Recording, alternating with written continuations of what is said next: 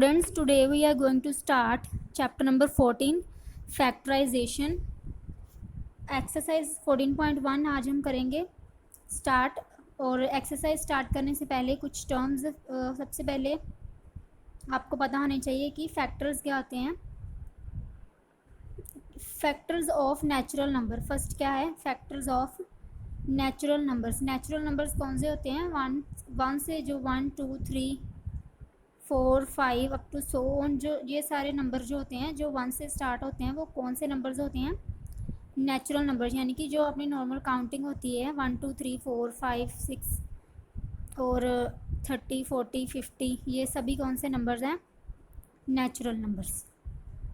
सो अगर उन natural numbers के फैक्टर्स कैसे बनाते हैं हम? सपोज हम एक नेचुरल नंबर लेते हैं 30, कोई भी नंबर ले सकते हैं हम, 25 भी ले सकते हैं, 24 भी, बट फॉर एग्जांपल मैं यहाँ पे 30 नंबर ले रही हूँ नेचुरल नंबर। उसके बाद हमने देखना है कि 30 कौन से टेबल पे 30 कितने टेबल हैं जिन टेबल्स में 30 आता है, 30 किन नंबर्स का मल्टीपल है। सो 30 कौन कौन से टेबल पे आता है?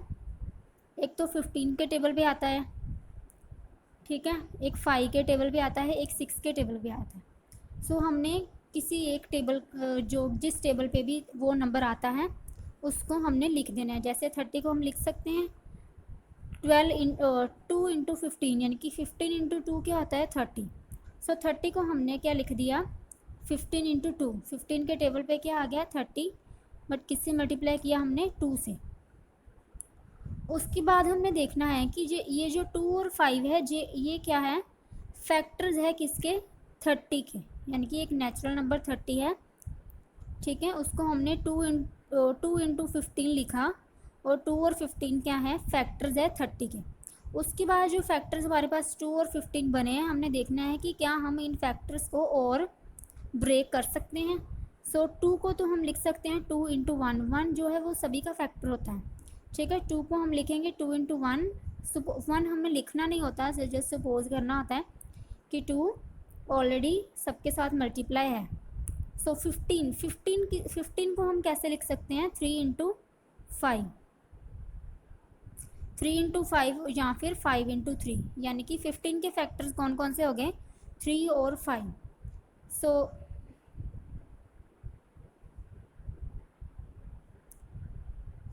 2 को एज इट इज़ ही लिख दिया, और 15 को क्या लिख दिया? 3 इंटू 5। सो 30 के उसके बाद हम इनको ब्रेक नहीं कर सकते। सो इंटू 1 तो हमें पता है 1 के साथ मल्टीप्लाई रहेगा ही रहेगा। सो 30 के फैक्टर्स क्या हो गए हमारे पास? 2 3 5 इसके अकॉर्डिंग, यानी कि 30 को हमने किसके इक्वल लिख दिया? 2 3 और 5। उसके बाद और कौन कौन से फैक्टर्स होते हैं? 10 इंटू 3 भी 30 बनता है, 5 इंटू 6 भी क्या बनता है? 30 बनता है, यानी कि हमने स्टार्टिंग में डिस्कस किया था 15 के टेबल पे 30 आता है, 5 के टेबल पे आता है, 6 के टेबल पे आता है, ठीक है। 10 के टेबल में भी तो 30 आता है, 10 इंटू 3 30। सो 10 कैसे बना? 2 को जब हम 5 से मल्टीप्लाई करेंगे तो क्या बन जाएगा? 10, 10 इंटू 3 क्या बन जाएगा? 30। उसके बाद 5 इंटू 6 5, 3 को 2 से किया 6। ये सभी क्या है, यानी कि जितने भी नंबर्स मल्टीप्लाई करके हमारे पास 30 बनेगा वो क्या बन जाएंगे? Factors of 30। सो कौन कौन से नंबर्स हो गए? सो 30 is a product of other natural numbers. ये सभी कौन से नंबर्स हैं? नेचुरल नंबर्स ही हैं। सो 30 किसका प्रोडक्ट हो गया? Other natural numbers. Thus 1 2 3 5 6 10 15 and 30 are the factors of 30। 1 तो ऑलरेडी है, उसके बाद 2 भी है, क्योंकि मल्टीपल में 2 भी आ रहा है, 3 भी आ रहा है, 5 भी आ रहा है, 6 भी आ रहा है, और 10 भी आ रहा है, 15 भी आ रहा है, और 30, क्योंकि 30 को हम 30 इंटू 1 भी लिख सकते हैं। सो 30 भी क्या हो गया? 30 का फैक्टर बन गया, ठीक है। सो ऐसे हम नेचुरल नंबर्स के फैक्टर्स निकालते हैं, कोई भी नंबर। अब क्या है? Factors of algebraic expression. वो तो सिंपल नेचुरल नंबर्स के फैक्टर्स हो गए। अब अलजेब्राइक एक्सप्रेशन का मतलब क्या है? जिसमें हमारे पास वेरिएबल्स भी आ जाते हैं। उन नंबर्स ऐसे एक्सप्रेशंस का हम फैक्टर्स कैसे निकालेंगे? सपोज हमारे पास एक एग्जांपल लेते हैं 5xy + 3x। Where x and y are the variables, means इनकी वैल्यू हम चेंज कर सकते हैं। सो 5xy का क्या मतलब है, 5 into x into y. So 5xy को लिख सकते हैं 5 मल्टीप्लाई एक्स मल्टीप्लाई वाई।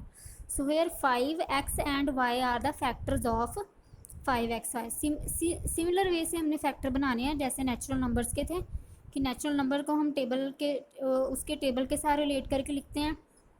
यहाँ पे जो जितने भी नंबर गिवन है उसको मल्टीप्लाई में लिख देना, ठीक है। 5xy 5 इंटू एक्स इंटू, जब दो वेरिएबल्स में या नंबर में कोई भी साइन नहीं गिवन हमें, यानी कि 5xy के बीच में कोई साइन नहीं गिवन, इसका मतलब ये क्या है, मल्टीप्लाई हो रहे हैं। अगर हमें साइन मेंशन किया हो, या जैसे प्लस है तो ये प्लस होंगे, अगर माइनस गिवन हो तो ये माइनस होंगे, अगर कोई भी साइन नहीं गिवन तो मल्टीप्लाई होंगे, ठीक है। अनदर एग्जांपल हम लेंगे 3x into x plus 2 in bracket. 3x को लिखेंगे 3 इंटू एक्स प्लस 2।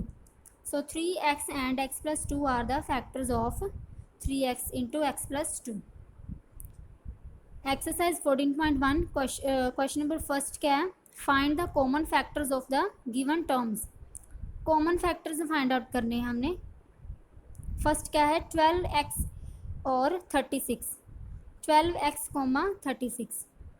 सबसे पहले हमने क्या लिख देना है, 12x। 12x को हम क्या लिख सकते हैं, 12 इंटू एक्स, यानी कि 12 मल्टीप्लाई बाय एक्स। 12 और x में कोई साइन नहीं है। सो 12 को भी हम ब्रेक करेंगे 6 इंटू 2। 12 को लिख सकते हैं 6 इंटू 2। उसके बाद हमने देखना है कि हम 6 और 2 में से किसको ब्रेक कर सकते हैं, 6 को कर सकते हैं, यानी कि 6 कौन से टेबल पे आता है, 2 और 3 के। 6 को हमने लिख दिया 2 इंटू 3 6। सो क्या बन गया, 2 इंटू 3 इंटू 2 इंटू एक्स। इसके बाद 1 तो ऑलरेडी मल्टीप्लाई है। सो 12x के फैक्टर्स क्या हो गए, 2 इंटू 3 इंटू 2 इंटू 6। सो 36 को हम कैसे लिखेंगे, 12 इंटू 3। 12 इंटू 3 क्या होता है, 36 होता है। उसके बाद 12 और 3 में से किसको हम और ब्रेक कर सकते हैं, 12 को। 12 को लिख सकते हैं 4 इंटू 3 12। 4 को दोबारा से ब्रेक किया, 2 इंटू 2 4 इंटू 3 12 इंटू 3 36। सो 36 के फैक्टर्स क्या हो गए, 2 इंटू 2 इंटू 3 इंटू 3। उसके बाद हमने देखना है कि 12x और 36 में कॉमन नंबर कौन कौन से हैं। 2, एक 2 यहाँ पे भी है और एक 2 यहाँ पे भी है, यानी कि एक 2 तो हमारे पास क्या आ गया, कॉमन आ गया। उसके बाद 3 भी है 12x में और 3 36 में भी है, सो 3 भी कॉमन आ गया। उसके बाद 2 भी है, एक 2 और है, सो एक 2 36 में भी और भी है, ठीक है। बट x नहीं है दोनों में, और 36 में एक एक्स्ट्रा 3 है जो कि 12x में नहीं है। सो जो चीज़ें कॉमन हैं दोनों में, जो नंबर कॉमन है, हमने सिर्फ वही कॉमन फैक्टर लेने। कॉमन मीन्स दोनों में है, ठीक है। जैसे ये पेयर बन रहा है, ये भी एक पेयर बन रहा है 3 का। उसके बाद ये 2 और x और 3 जो है हमारे पास बच गया, ये दोनों में कॉमन नहीं है। सो कॉमन फैक्टर्स क्या हो गए, 2 इंटू 3 12। सो 12x और 36 का कॉमन फैक्टर क्या हो गया, 12। जो कॉमन आया उनको हमने मल्टीप्लाई कर देना।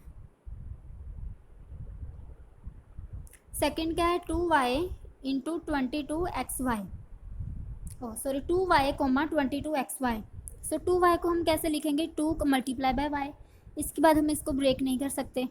सो 22xy को कैसे लिख सकते हैं, 22 किस कौन से टेबल पे आता है, 11 के। सो 11 इंटू 2 लिख सकते हैं हम 22 multiply by x multiply by y. 11 को अब हम और ब्रेक नहीं कर सकते। सो दोनों में से कॉमन चीज़ें, कॉमन क्या है, एक तो 2 कॉमन है, 2y में भी है और 22xy में भी है, और y कॉमन है, y 2y में भी है और 22xy में भी है, ठीक है। 11 2y में नहीं है बट 22y में है, सो ये कॉमन नहीं हुआ। सो x भी नहीं है 2y में। So 2 and y are the common factors. So 2 into y क्या बन गया, 2y। सो 2y और 22xy का कॉमन फैक्टर कौन सा हो गया, 2y। थर्ड क्या है, 14pq, 28p square Q cube, ठीक है। अब हमने देखना है कि 14 इन 14 कौन से टेबल पे आता है? 7 इंटू 2 क्या होता है? 14 होता है। सो 14 को लिखेंगे 7 into 2 multiply by P multiply Q. ठीक है, उसके बाद 28 पी स्क्वायर क्यू क्यूब को लिखेंगे। 28 कौन से टेबल पे आता है? 4 इंटू 7। 28 पी स्क्वायर का क्या मतलब होता है? P square means P multiply by P.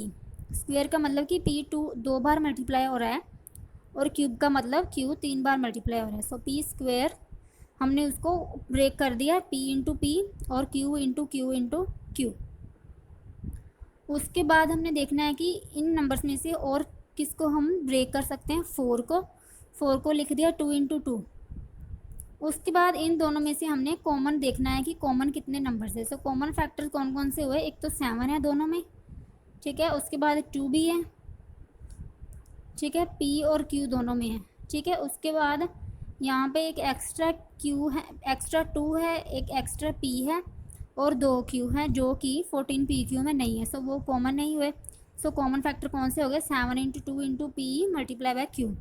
7 into 2 क्या हो गया? 14 into P Q. Practice exercise हमने कॉमन फैक्टर फाइंड आउट करनी है। आपने ये तीनों सम आपने खुद करने हैं, इनको सॉल्व करना है और कॉमन फैक्टर निकालने हैं। सो आंसर्स भी गिवन है, so do it yourself. Thank